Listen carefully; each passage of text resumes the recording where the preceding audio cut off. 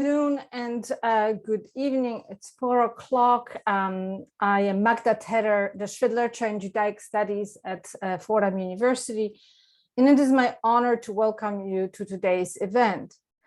When we planned this event last year, we did not anticipate it would have such contemporary resonance. We did not think it would turn into one of our several events that we would organize here at Fordham Center for Jewish Studies about Ukraine. The event was to explore questions about Moshe Beregovsky, Jewish music in Ukraine, and collecting and recording. But today's specter of the war and destruction of culture and cultural artifacts in Ukraine raises additional questions, or certainly makes them much more poignant, about preservation, documentation, archiving, and the way songs and people's experiences might be preserved in culture. I am grateful to our distinguished panelists today who have agreed to join us. Each is connected to this project in different ways, and each brings a different insight and expertise to shed light on the film and the work of Moshe Beregovsky and the significance of his archive. We have screened this film for now almost 2 months in March, and then we had a few days before this panel. So I hope you had a chance to see it. If not, you should be able to see it till at least the end of the day today, midnight, I believe. So let me introduce our panelists. Gennady Estraikh is a scholar and writer, and he is a Rauch professor of Yiddish studies at NYU. His fields of expertise are Jewish intellectual history, Yiddish language and literature, and Soviet Jewish history. He was born in Zaporizhzhia, Ukraine, a town that we now know from the news, into a Yiddish-speaking family from a Jewish agricultural colony. He received his first degree in electronics in Moscow and then his PhD from Oxford University. While he was still in the Soviet Union, he joined the Jewish Historical and Ethno-graphical Commission, an independent scholarly body that sought to revive Jewish scholarship in the Soviet Union. From 1985, he regularly published short stories about contemporary Jewish life and essays on Jewish culture in the Moscow Yiddish monthly Sovetish Heymland, which he joined in 1988 as a managing editor. His collection of stories, the Royte Balke, the Red Ravine, was published in 1988, and he also had 2 editions of a short, concise Yiddish-Russian Dictionary, which I may even have in my library, appear as supplements to the journal he was editing. His Oxford doctorate resulted in a book, Soviet Yiddish, Language, Planning and Linguistic Development, and his most recent book was In Harness, Yiddish Writers' Romance with Communism, which came out in 2005. For those of you interested to read his work now, he's a regular columnist for the Forverts, under the pseudonym of Yakobi or Yakov London. Lyudmila Sholokhova is the curator of the Dorot Jewish Division at the New York Public Library. She received her PhD in musicology from the Tchaikovsky National Music Academy in Ukraine and Kiev.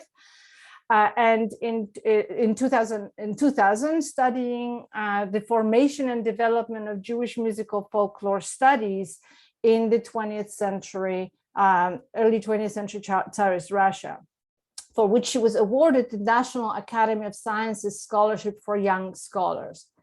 Since coming to the United States, her work focused on archiving and library work, but she has continued to study and speak about Jewish music. In 2008, she received the Harold Ostrov Prize for Excellence in Professional Service and Leadership from the Yiva Institute for Jewish Research, where she worked until 2020 in various capacities, including the director of the Archives and Library and the director of the library and associate director for external relations of Eastern Europe in Russia. I am particularly honored to work with Mila thanks to our partnership with the Dorot Jewish Division and our joint fellowship, Fordham and YPL Fellowship in Jewish Studies. Anna Shternshis holds the Al and Malka Green Chair in Yiddish Studies at the University of Toronto, where she's also the director of the Anne Tenenbaum Center for Jewish Studies. She received her doctorate degree also from Oxford University Press, and she is the author of one of my favorite books in East European Jewish history, Soviet and Kosher, Jewish Popular Culture in the Soviet Union, 1923 and 1939. Her more recent book is When Sonia Met Boris, an oral history of Jewish life under Stalin, which came out in 2017. She's the co-editor-in-chief of East European Jewish Affairs, and she has created and directed the Grammy-nominated Yiddish Glory Project, together with artist Psoy Korolenko, the initiative that brought back to life the forgotten Yiddish music written during the Holocaust in the Soviet Union. She lectures widely around the world and is a frequent guest on radio and TV shows worldwide. So I am really, really happy to have you all here. And last but not least, Mark Slobin, who is my former colleague from Wesleyan, where he was the Winslow Kaplan Professor of Music. And he is the author and editor of many, many books on Afghanistan and Central Asia, Eastern European Jewish music, klezmer music, film music, American music, ethnomusicology theory, two of which have received prizes, the Deems Taylor Prize, Fiddler on the Move, exploring the klezmer world, and Tenement Songs, popular music of the Jewish immigrants. He's one of the past presidents of the Society of Ethnomusicology and the Society of Asian Music. And in 2006, he received the Jewish Cultural Achievement Award for Lifetime Achievement from the Foundation for Jewish Culture. So as you can see, an incredibly accomplished and distinguished panel. But before I hand over the screen to our distinguished panelists, I want to express my thanks to all of you for joining us for all our events, for your generosity and support. And I want to thank the Knapp Family Foundation, the Pickett Family Foundation, and to so many of individual donors, individual donations from so many of our friends here at the Center for Jewish Studies at Fordham. So now let's get us started.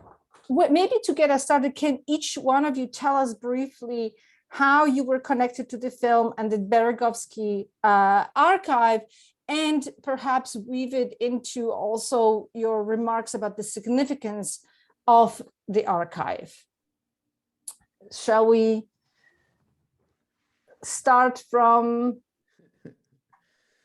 who wants to get going? Well, I'll just, since it's the 40th anniversary this year of the edition of Beregovsky I put out in 1982. So I guess that's kind of a beginning point of sorts for none of his material was available in English at that point. It was in Yiddish and in Russian, and it was in archives. And the late wonderful scholar and archivist Hanna Mlotek at YIVO said, you know, there's this stuff out there that nobody seems to know about. So that's how I got engaged with that. And I put that, that first volume out, succeeded by the volume of the instrumental music later that I did with other colleagues. I do want to stress the importance of understanding Beregovsky as a world figure, not just as a Jewish figure. He is still not to this day known and recognized within ethnomusicology, I think, as a major ethnomusicologist of Europe of the 20th century. His viewpoint was extremely broad and not national and not limited as many people's views were in that very tumultuous period of the 20th century. So I'm delighted that the film does introduce us into a much wider audience. There are now thousands of people that know who this extraordinary man was. So I don't know, maybe that's short enough for the moment. Gennady, you're unmuted. You need to unmute yourself. So, yeah, I'm unmuted now, so I want to. A few years ago, I was asked to, or invited to write a piece on Jewish scholarship in the Soviet Union after the Second World War. Initially, I was very skeptical about this. After the Second War, the Soviet Union and Jewish scholarship, somehow it didn't rhyme. But gradually, you know, when you start excavating, you find something. And in particular, I realized, of course, I previously the Kiev Institute for Jewish Studies, or Proletarian Jewish Studies, appeared in my research, because you can't avoid in Soviet scholarship or Soviet-related scholarship this remarkable institution. But only when I was writing and researching for this piece after the Second World War, I realized that there were only two projects that started at the Institute and had a continuation after the Second World War. It was the Russian Yiddish Dictionary that finally came out in as late as 1984. Its edition was a continuation. And of course, Beregovsky's research. And Beregovsky's research is, it seems, more important outside the Russian-speaking, Yiddish-speaking circles than the dictionary nowadays. So it is really important that such a film. I'm so happy to see this film released, and that Beregovsky once again, you know, in the public discourse. Yes, it is important. Thank you. Mila, why don't we go with you? And then Anna. I was introduced to the Beregovsky heritage in the early 1990s when I was a musical librarian at the National Library of Ukraine. And from the moment the collection of phonocylinders was discovered, I just was with this collection. This is basically going through all my life till now. Anna? So I was introduced by Mila to this archive. Beregovsky's and his colleagues at the Musicology Archive collected first from 1920s and 30s, and later, right before Mila left Ukraine, to the wartime collection. And I worked with that music recorded by Moyshe Beregovsky and his colleagues, Ida Estraikh. A lot of women actually worked with him. He was one of these scholars who was ahead of his time, not only in his scholarship, but also promoting women. Ida Estraikh, Shchina Shargorodskaya, and many others who were helping him. So during World War II, they collected a large number of Yiddish songs and tunes. And I worked with these materials later also with a musician, Psoy Korolenko. We performed, well, I didn't, but he performed some of those songs on stage, also with other musicians. We recorded the CD.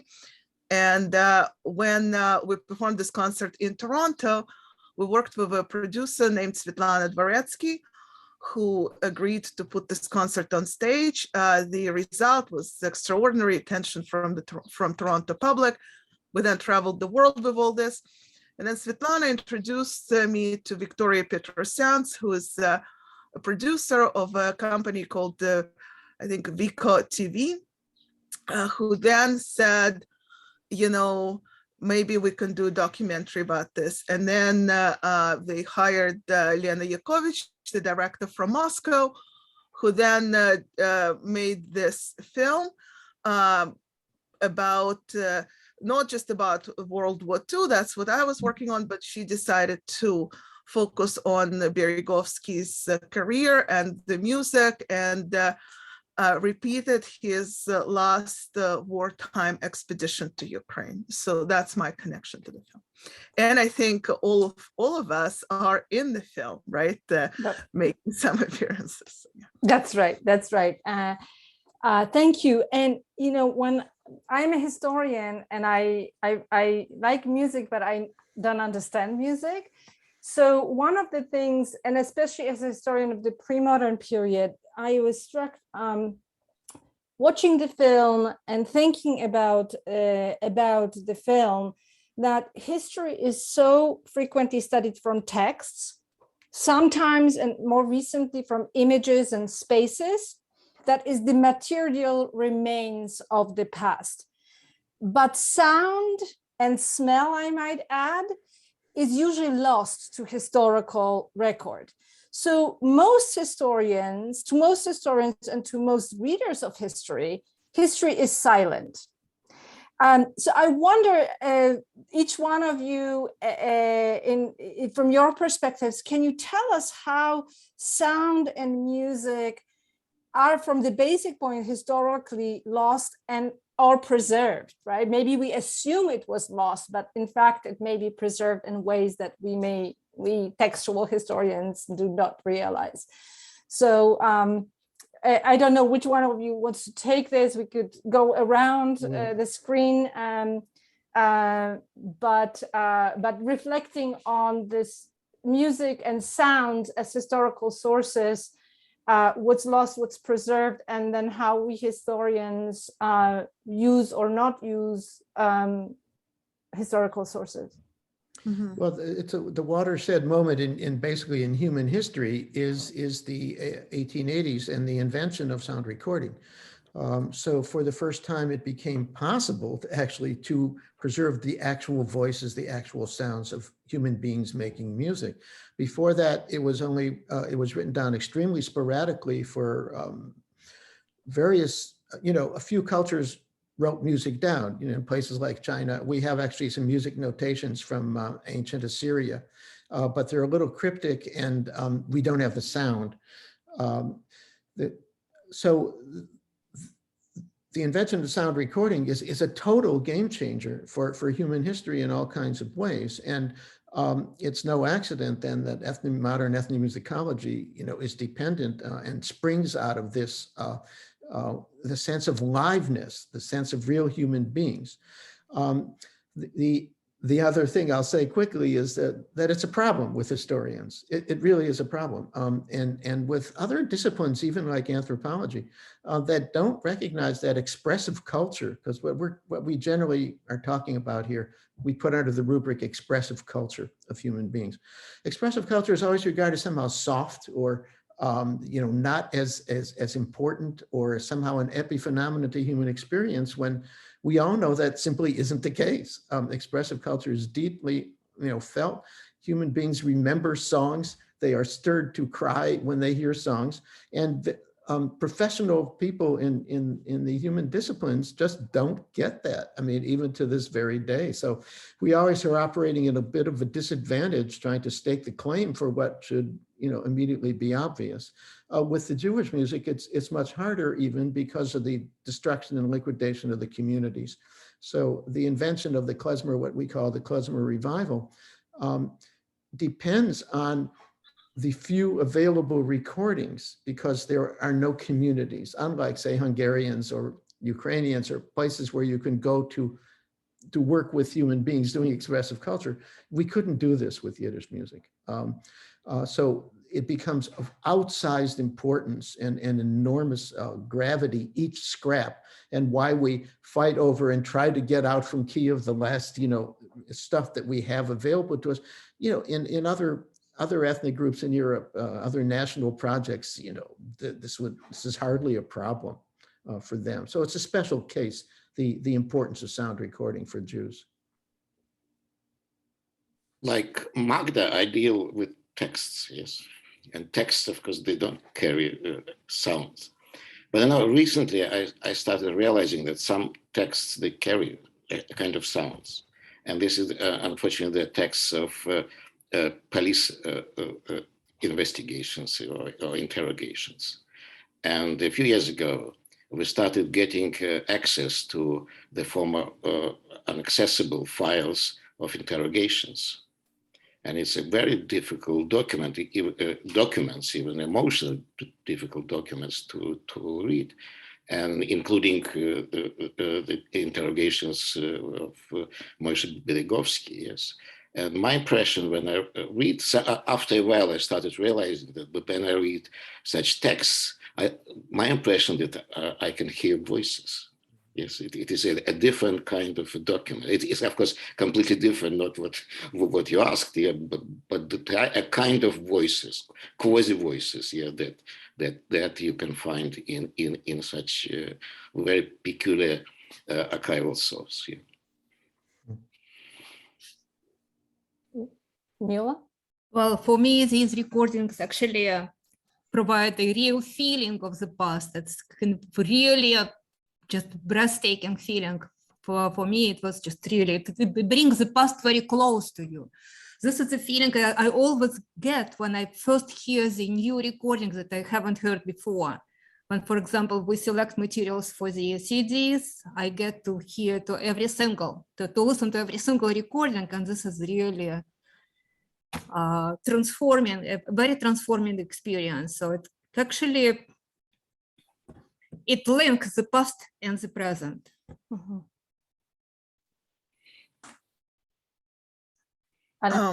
My turn. So I think a lot about sound and history, but especially in studying violence, which I know, Magda, you do too. Studying songs is an opportunity to hear in first voice, from direct voices of people living through violence and documenting violence.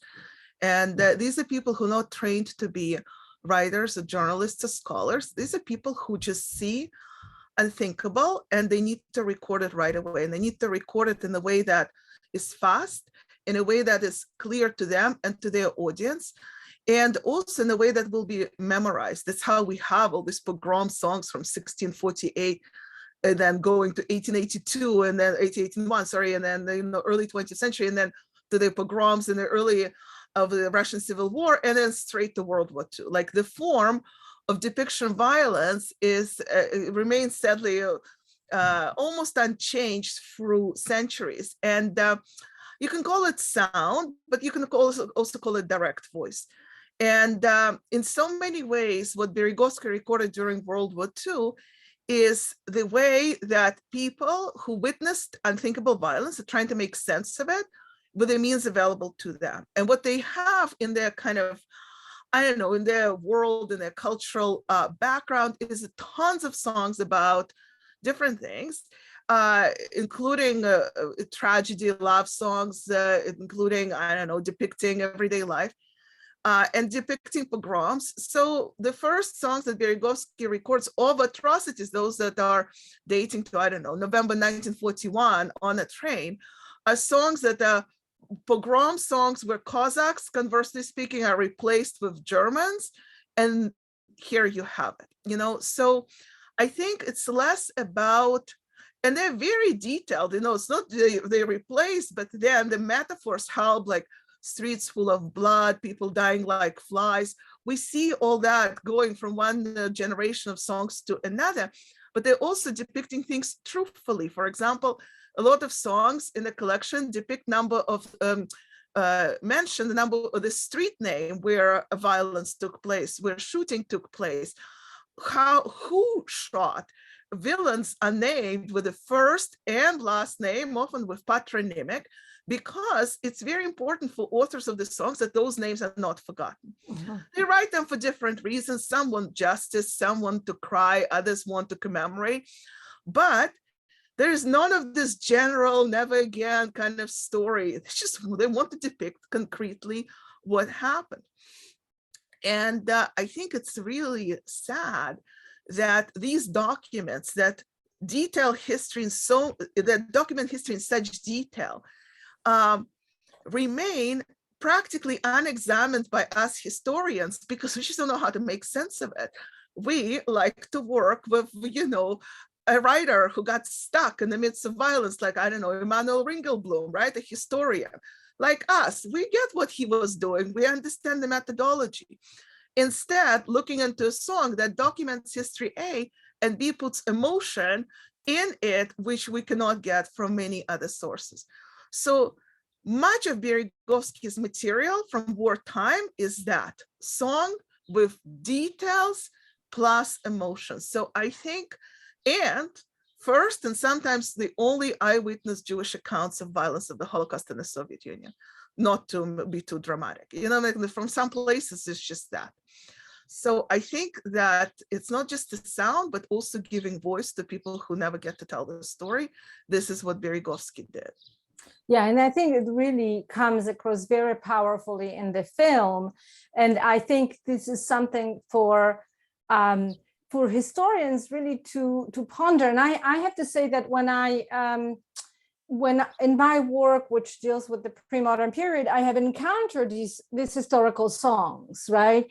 And I don't know what they sounded like, but they sometimes have, you know, to the tune of El Maleh Rachamim, or to the tune of Da Da Da, or to the tune of something else. And I don't know what that tune was in the 18th century, but there was clearly it was to be sung, and it served to me as a reminder that history is preserved in other ways, right? And this exactly comes through in the Beregovsky material and the song and the film, that history, for all the sort of poetic flourishes and maybe formulaic repetitions of some passages or some vocabulary, as you, Anna, mentioned, there is detail that you can unpack and ask yourself why it's included, and also as a leading to, for us historians, to then follow up on and use it as a historical source. I thought it was really powerful in that kind of way. And it was a reminder that we are mostly oral people. We don't record things in writing, right? And but we historians study texts. So what is lost in our own writing as historians when we do not pay attention to this kind of material? And then it goes back to Mark's point about how revolutionary the technology was. So maybe, I don't know, somebody can tell us more about the technology, because I did not understand the wax cylinders, how it worked, what was possible, and how they even survived. I think of wax as something that melts and disappears very quickly. So one of you who knows how it works? Mila, you've dealt more with those cylinders. I can start. So Beregovsky, and actually not only Beregovsky, but his predecessors, starting with Engel and Kisilgov and Ansky, they used phonograph. Like, it was a very advanced technology at this time. And actually, the Jewish musicologists came to it a little bit later, like after the other one. So at the same time, when Engel and Kisilgov began using the technology, Abraham Zvi Edelson in Palestine was also he was commissioned by the Vienna Phono Archive to record Jewish music traditions in Palestine. So it was kind of evolving in two places geographically, in Palestine and in Ukraine, approximately at the same time. So it was a phonograph technology. There were special phonocylinders that would actually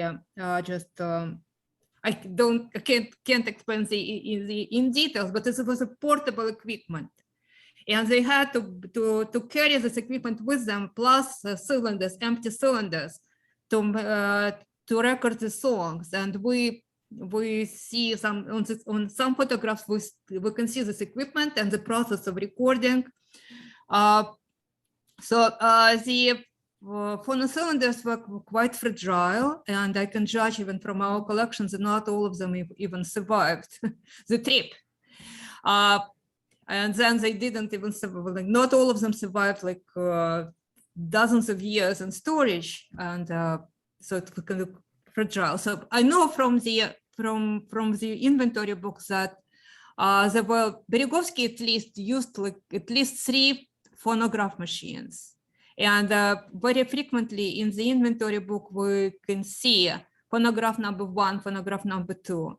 And there was always a shortage of phonocylinders, and they used to reuse them, to clean them and then record again. And there is a special, usually there is a special indication in the inventory book what exactly happened, that the recording was cleaned after the contents was deciphered. So it was, and it was even more so toward the like 1940s, and especially after the war, when there was a very visible, like really sharp shortage of the equipment and of the phono cylinders. So that's like I can tell how it happened. Did Yivo do similar recordings? Because I mean, What do you mean by cinema recordings? so Yivo had their own sort of ethnographic expeditions that they sent. But Yivo didn't. No, it was only like, but the uniqueness that it was only Ansky expeditions first who used the equipment in the Pale of Settlement. Yeah. No, it was not Yivo. Yivo didn't record the sound. No, they didn't do sound recording. Yeah. And then there was Ansky expeditions, and there was a small gap, like about 20 years, and we have only a few cylinders from this Zinovy-Kittelgov collection, and then Beregovsky's era, like whole period when of intense collecting that stopped in 1947. I mean, what's important is from 1929 to 1947, very intense. That early period where we're used to the idea that you can multiply recordings. You couldn't. I mean, these recordings were made once at the moment in very bad sound quality. And listening to these things is kind of torture to figure out what actually is on this cylinder. Okay, and they're unique. They really are like historical texts that you work with, Magda, where it's one fragile piece of paper, you know, and it's not in multiple copies. So we think of this as mechanical reproduction, but that's not, it's being reproduced mechanically, but it was not a widely available product. Now, commercial recordings are very different, and we do have a lot of commercial recordings, but the commercial industry did not record what we think of as folk music very much. That wasn't what they were mostly after in the Jewish world. They recorded cantorial music because there was a big market for that starting already in like 1902, but they did not record folk songs. So they recorded theatrical and popular music, which was a really nice market transatlantically for that stuff. And then eventually they could make lots of copies of these and sell them. But what we're talking about, that kind of live, expression, Gennady, and you're talking about, was simply, wasn't available, even though commercial recordings could do reproduction and stuff like that. So it's quite fragile and remarkably limited. And quite amazing and unique in that. And East Europe in general was a backwater, as Mila said, because of the war. I mean, I know that in Romania, they were still making new cylinders up into the 1970s and stuff to give to countries that still had cylinder machines, because tape was out of their league. They couldn't even get recording tape. It is a very marginal zone, even for sound recording for a long time. One of the thing that struck me, and again, I may be wrong here, and you are the experts in Soviet history, is that it seemed that Beregovsky had a sense of urgency to record these songs in the beginning of the 1920s, following the pogroms of 1918, 1921, and then of course the Soviet transformations, and then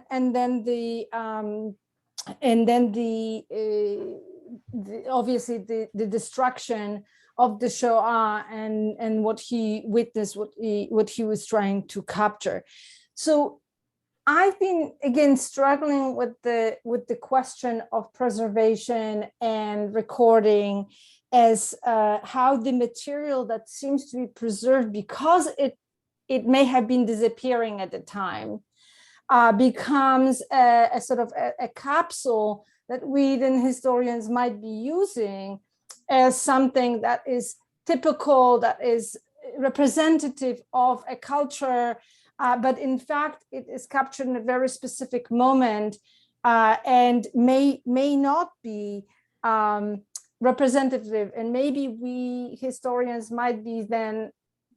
And I think that it doesn't just apply to this particular body of evidence, but to other historical events, it's something that is preserved, is unique. In fact, we might be distorting the past by talking about in more general terms. So can you comment on a historical collection as it becomes a historical source that preserves only a section of culture, but because it is preserved and recorded, becomes a more principal sort of source for studying a culture, in this case, Yiddish culture and Jewish culture of Ukraine, as it is going through these incredible events and transformations?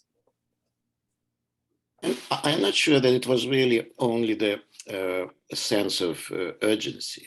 Of course, it was disappearing somehow, and it was for the authorities, it was even a good idea that it was disappearing, because the idea was of a transformation of the Jewish life. And we find various ways of recording this disappearing life. For example, artists would go, to paint this vanishing, not landscape, but vanishing Jewish life. Yeah, whole brigades would come to a Jewish colony, for example, a Jewish village, or to a shtetl. And there's even a play how artists came to a shtetl in Belarus, or as Belarus used to be called, yeah, and how to make this image of the shtetl that next day or next week will go to Azerbaijan or somewhere else. Yes, somehow.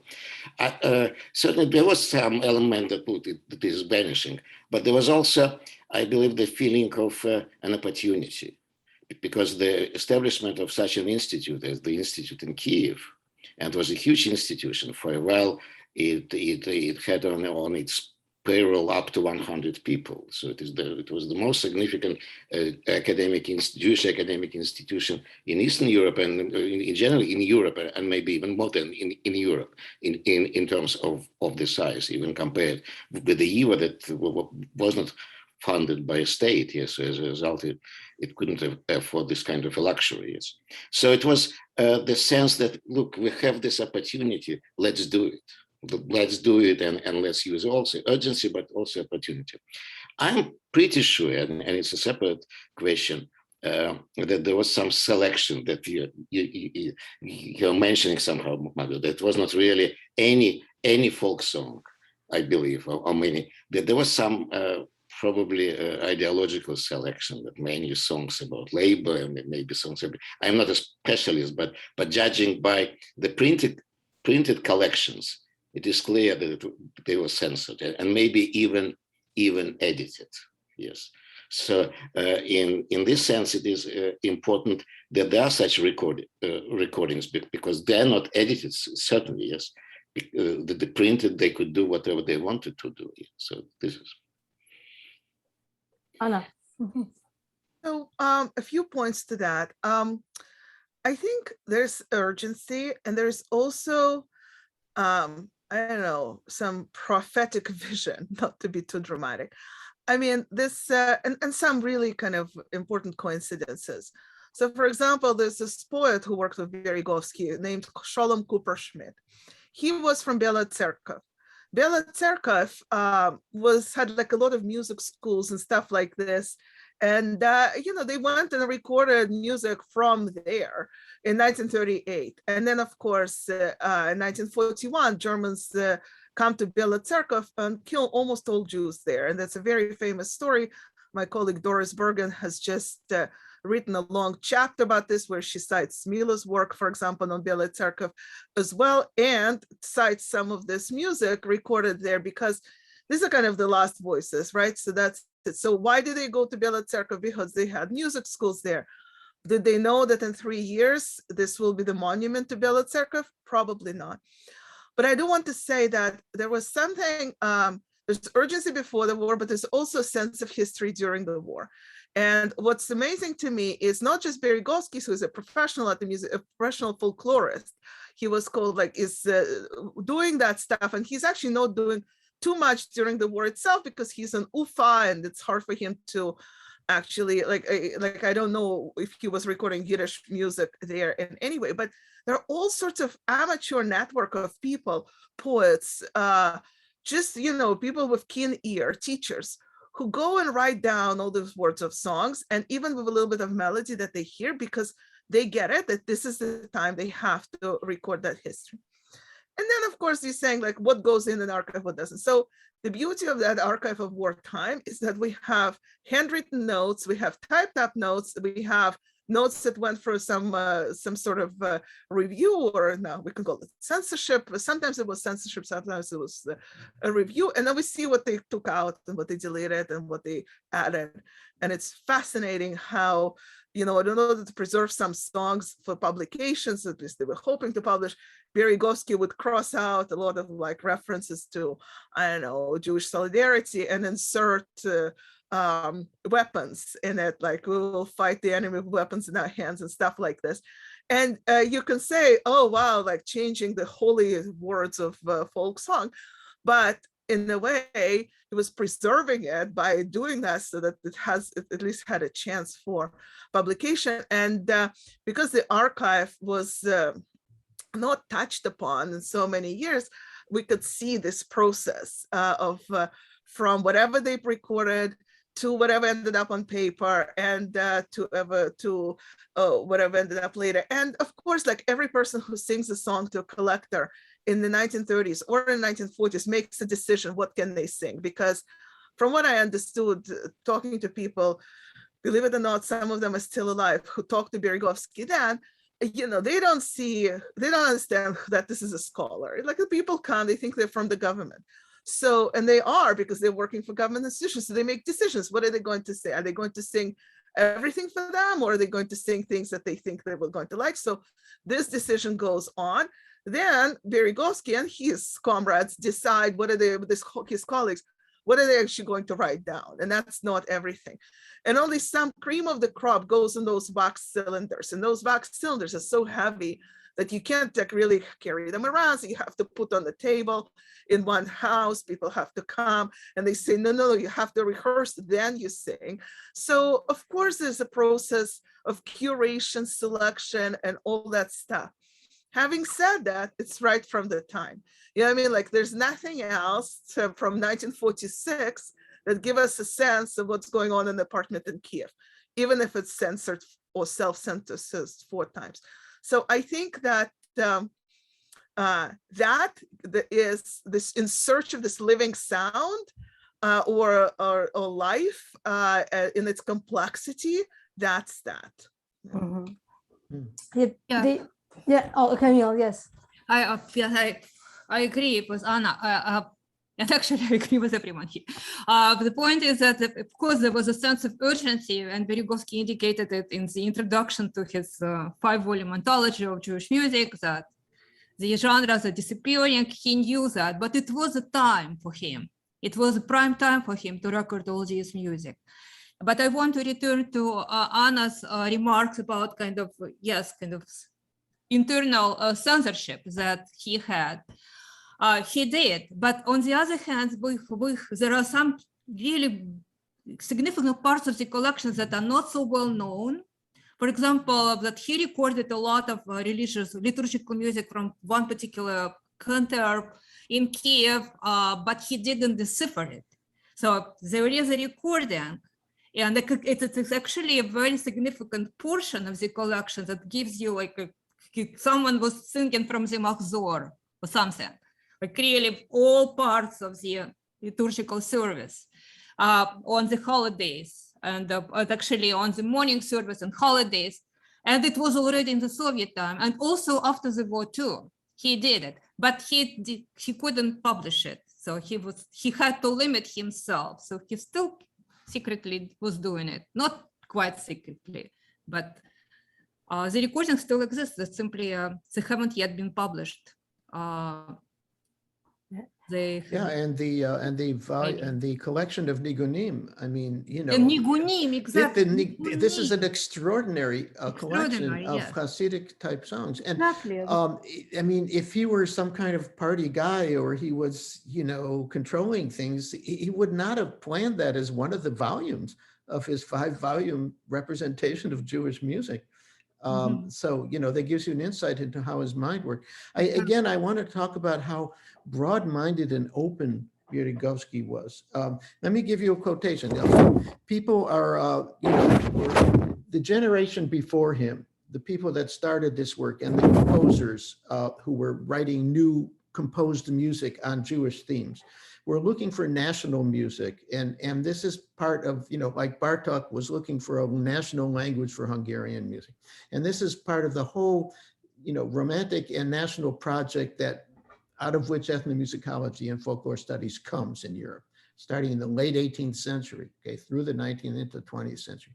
And but here's what Beregovsky says, is that in 1930, is it possible to speak of, quote, Jewish music when it has been created by different classes, strata, and groups across a wide geographic spread among differing economic, social, and cultural circumstances, and as a minority in a diverse national musical environment? Now, this is what a lot of, you know, people in this intellectual atmosphere he was in were doing, and certainly not people looking for music. It's a remarkable, his project being so open. He was influenced by some Ukrainian great scholars, particularly Clement Kvitka, who he studied with, who was a Ukrainian who also had this broad view of intersection and interaction of musics. And our view, the attempt to make Jewish music a closed system never goes away to this very day. Everybody's looking for the real Jewish music or something.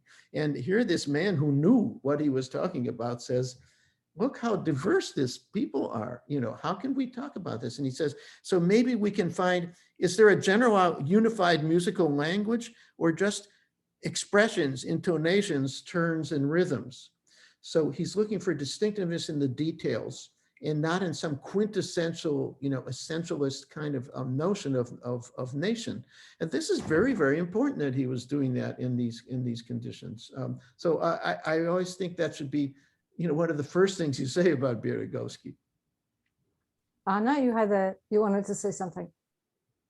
Yes, I just wanted to say, but it's kind of taking us back to censorship question. To be honest, there's no bigger censorship or barrier to any of his work than handwritten Yiddish, in which all of this preserved. You know what I mean? Like today, you can put the government's biggest secrets in handwritten Yiddish and put it in open access and wait till somebody will actually read it. And that's the story with this collection too. I mean, it's been open for how long, Mila? I don't know, 20 years now, 22 years, like, right? And how many people actually working on it? You know what I mean? Like, so you can make tons of discovery. Yeah, there's exactly a question of access. It's kind of contemporary censorship. But I also think that, yeah, Gennady, please. Yeah, just to add, and when I was writing my piece and researching for this after the Second World War, I came across some publications and information that interestingly concerning the censorship, that during the Soviet period, the censorship wasn't so strict about folklore. Folklore, somehow it was kosher. It was more kosher than many other things. This actually made it possible to publish some stuff, Beregovsky's stuff, during the Soviet period, and the publications were not secret.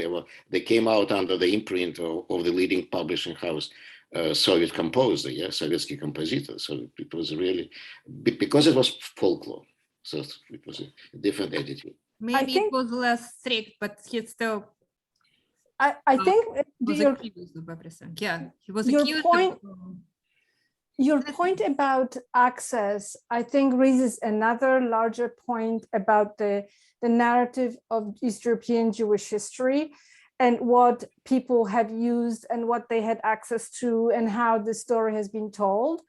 I obviously come from the Polish Jewish history context, but even when I came to the United States and I studied Eastern European Jewish history, the narrative has usually been obviously Polish Jewish history becomes Russian Jewish history. And then Soviet Jewish history has really been marginalized, and you've worked on Soviet Jewish history, and I think that sort of, everybody knows about YIVO and its amazing collection. How many people know about what's in the Vernadsky library, right? And what's in, I don't know, Lviv? Maybe they know because of some of the Balaban's work in the interwar Poland, but really, there seems to be kind of a lighting of Ukraine and of Soviet Jewish history from the larger narrative. So I wonder whether you could comment on that, and also the significance. Now I think the war brings it more to the forefront of us to think about these things. But your own work in Soviet Jewish history, and especially with the materials that you have dealt with, whether you can sort of reflect on that place of Soviet Jewish history in Jewish historiography and in the access and Jewish Eastern European Jewish history. I think that it's a very good question, and it's an extremely important question. And there's, of course, a difference between sitting somewhere in New York or in Jerusalem and dealing with the Soviet or Polish history, and dealing with the same issues sitting in Poland, in the Soviet, in Ukraine, in Russia, and so on.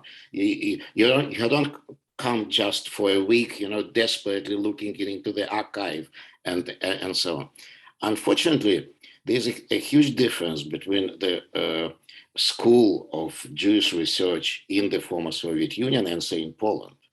In Poland, really, a new school emerged, a remarkable school, a remarkable group of scholars trained, with all necessary, maybe sometimes unnecessary languages and all this, knowledge and departments and chairs and so on.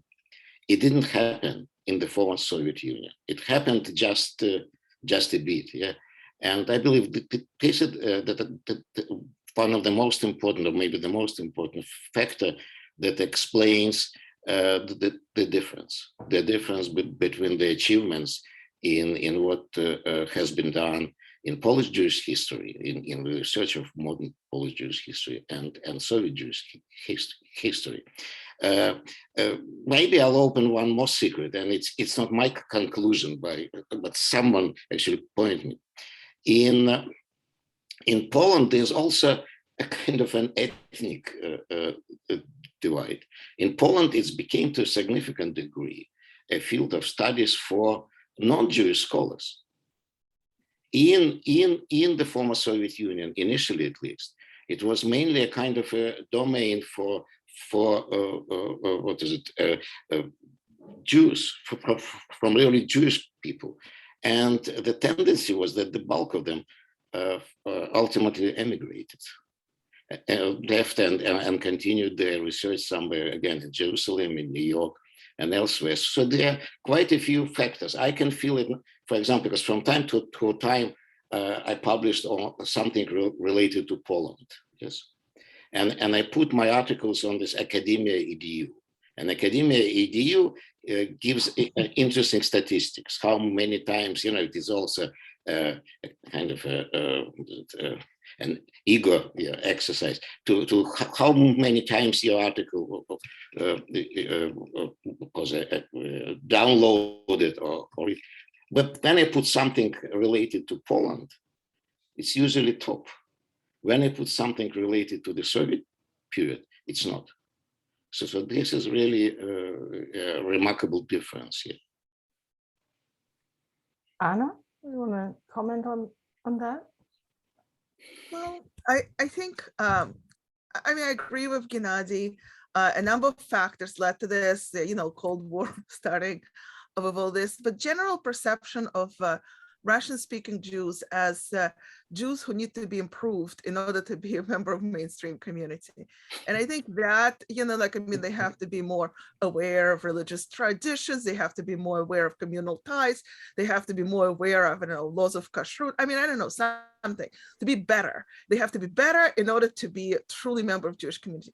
And I think that attitude translated into scholarship as well, because Soviet Jewish studies or post-Soviet Jewish studies, even, it's not studies of Jews. It's studies of weird Jews. And that leads to all sorts of consequences, which is not great for modern Jewish history in general. You know, like you keep reading those books that say like Jewish history, and that Jewish history doesn't mention Russia at all. You know, after 1917, and it's like half the world Jew, whatever, like at some point, you know. So I think as much as we academics like to think ourselves as above prejudice, above kind of societal, you know, perceptions of things, I think we reflect exactly that. So to me, like that's why, you know, this gets on margins. And that's why what Gennady said earlier about Beregovsky's contribution to Jewish studies in general, like this is a huge deal, because Mark also mentioned that Kiva did not record any sound, right? Like they had resources, and you know, even when they're in Vilna and all this, projects of that kind of magnitude did not happen. So was it Soviet support for Jewish studies? Like, and are we going to talk about Beregovsky's, I don't know, defending the first in the world dissertation on klezmer music in the world, and the next one being done by Han Kuznetsky, you know, I don't know, in the 70s. You know what I mean? Like thinking about those experiences in the context of broader world Jewish history, I think we're missing out a lot, not including Soviets, and just thinking about that as ideologically driven and all that stuff. So I think we have to do better as historians to kind of bring that story out there. But sadly, so far that's a phenomenon. But we have to keep doing our work, and if we do it, then maybe things will change. I know Gennady needs to leave, so I'm just going to ask one more question, and then I have a couple of questions from the audience, and we'll finish by 5:15. I want to just, Gennady, everybody, but oh, okay, Gennady left. I want you to comment on, obviously the film was made before the current war, but I watched it just after the war started, as we started screening it, and it was a gut-wrenching sort of watching this film as the war was unfolding. So I wonder whether you, who have been so intimately involved in the film, can comment on the film now in the context of this war.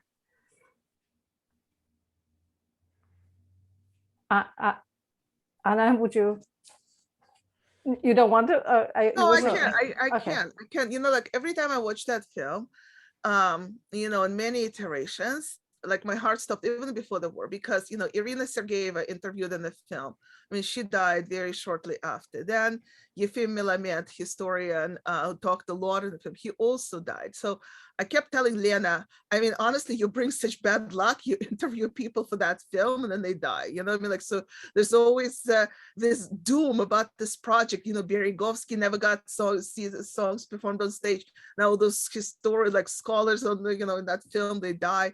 And now the war. I feel like it's a curse that just, you know, goes. And of course, I watch that and I keep thinking, what's happening with people who she filmed in Kiev and in Tulchin and in Pechora and in Zhabokry, you know what I mean? Like all these places, like I keep thinking, I mean, Hitler did not burn it. Stalin didn't burn it. Now is Putin going to finish off these documents and these people? And I don't know, like the heart stops. And today, I don't know, like Mila, Mark, I mean, I'm curious what you think about this. I think about music all the time. Like I watch on social media, people running from the war, and there are all these images of little girls singing in shelters. There are images of violinists playing in the midst of shootings and things like this. And it's just like, it just brings it all to alive with Beregovsky's work. And I think once again, how important what he did was, because at that time there was no video, there was no kind of access to social media, but he gave us a sense of how people, what role music plays in this kind of violence.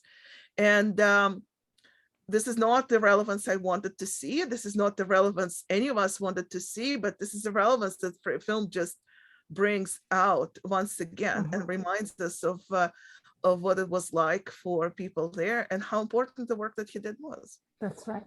Yeah, Exactly. thank you. Very well said, and it's an extreme feeling of fragility, an extreme feeling that any moment everything can just really get destroyed, and that this history repeats itself, and it's really like a nightmare you live every day. Like thinking about the collection, thinking about the people, and stuff, and basically just saying goodbye to our past, to our perception of the past, to our old schooling, to our education, and really, it's enormous internal transformation that we basically have to cross out the best that we had in our past.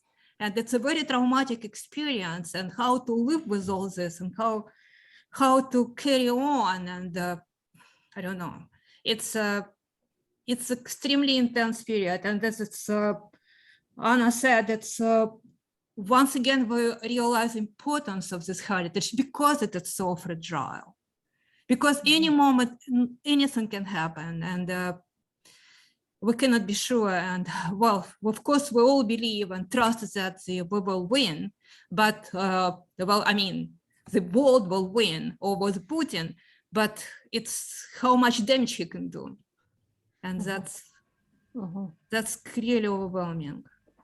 Well, you know, a kind of metaphor that came to me thinking about this, Beregovsky's work, was the way fish survive in the winter. You know, the pond is frozen over, and the fish are under there, and they're swimming about, and they find something to eat, and they find enough oxygen, you know, and under this oppressive sheet of ice. And I mean, partly his work was a little like that. I mean, he was working in a situation when people were starving to death in Kiev. In 1932, 80,000 people starved to death just in Kiev. And he's collecting music. Okay, so the durability, the kind of viability of, particularly as Anna was saying, the songs that they are singing, the songs literally underground. You know, carrying my making my metaphor rather literal.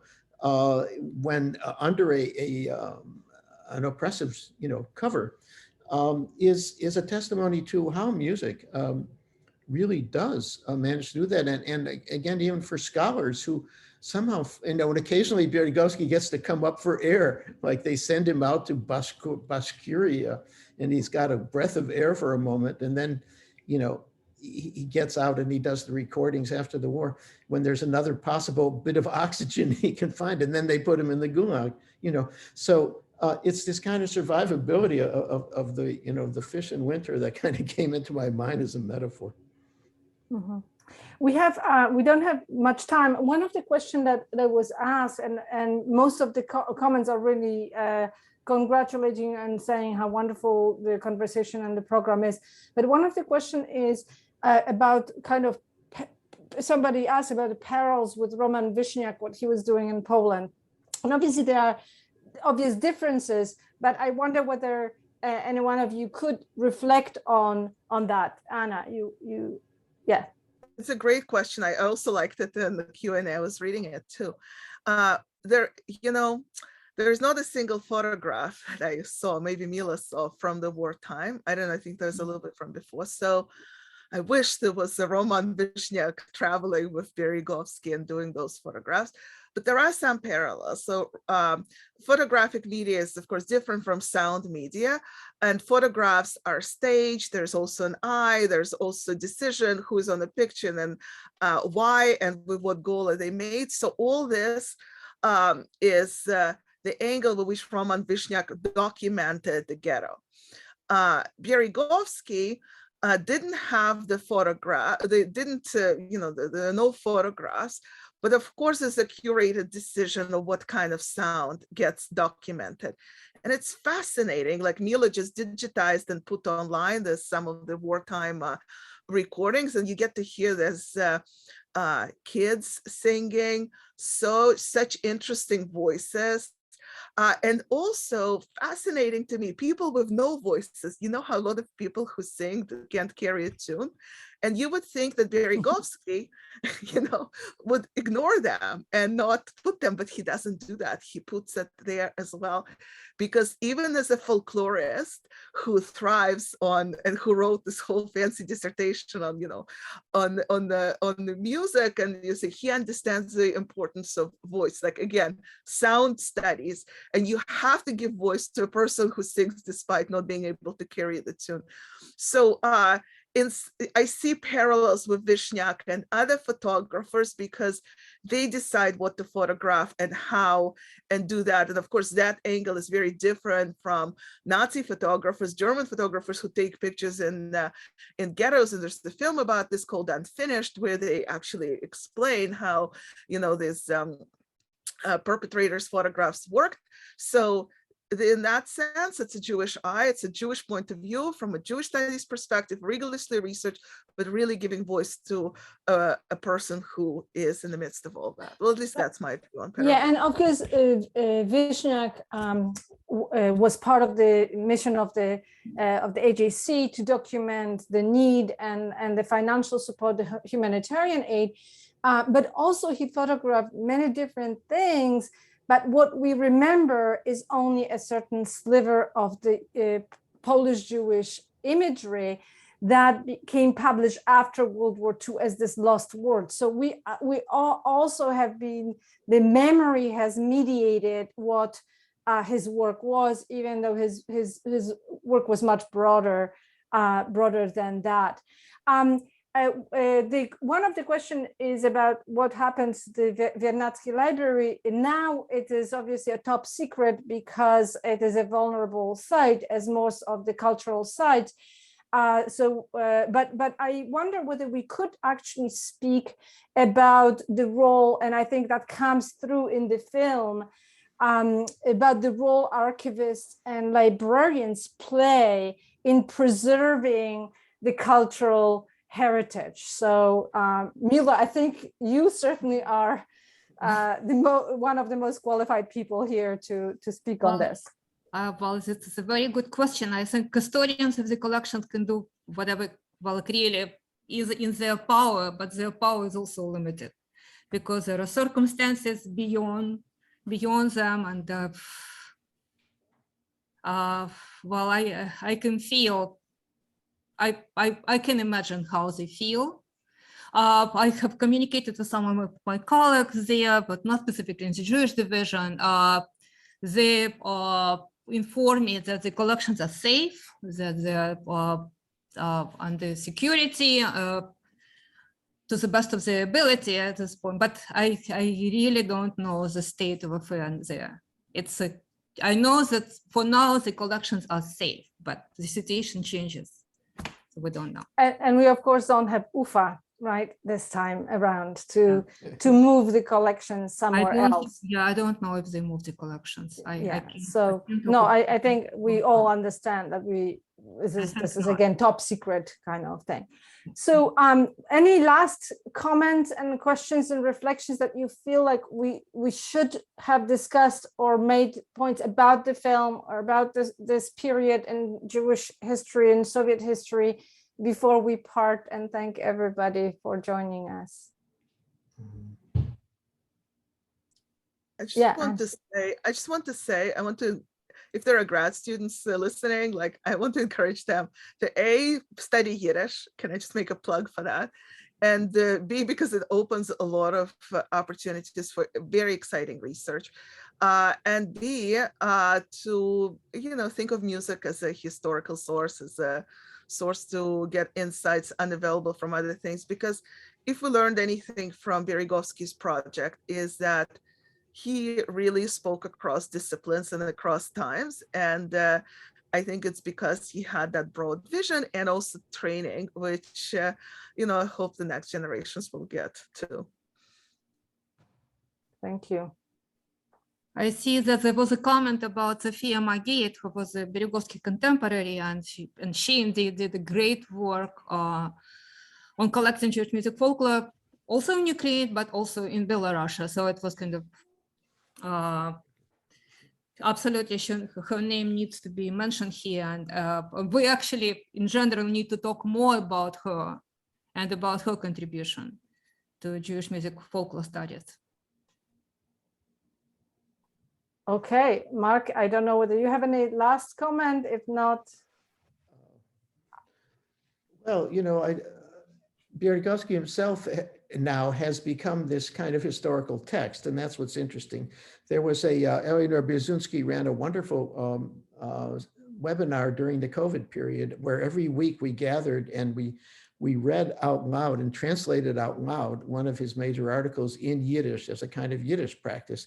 And it became a commentary on his work. And we were meeting at the same time every week. And I said, this has become a toilet, you know, we're like doing this parsha every week and trying to understand this sacred text. And I thought, this is extraordinary that this man has, you know, achieved this point now that we will regard his work with that kind of special reverence. And every sentence we were parsing, well, what did he mean by that? Do you think he was talking about this? And did he use that term differently on the, you know, 10 pages earlier?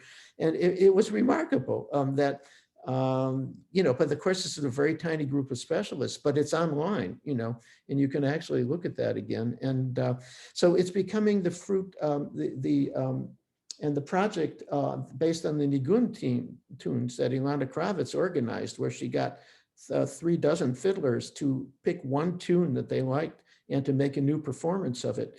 This is the way scholarship can become alive, you know, and not just some dusty relic. And even if it's endangered, we have enough of it so that we can use it as a wellspring in the future this way for actual creative work that builds off of it. So I'd rather, you know, be a little bit more optimistic at the end, even in this dire situation. and we will be, I will be sharing in our newsletter the links to Anna's Yiddish Glory, also a fundraising event with klezmer musicians who are going to donate their time and music to the cause of Ukraine and the war. So stay tuned for the newsletter with all kinds of information.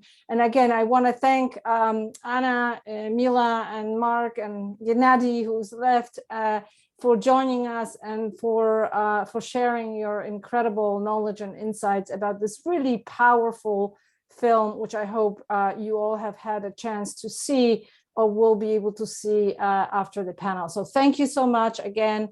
We're grateful and we'll continue. Thank you very much. Thanks for organizing, Yeah. Magda. Yes. Bye-bye. Yeah.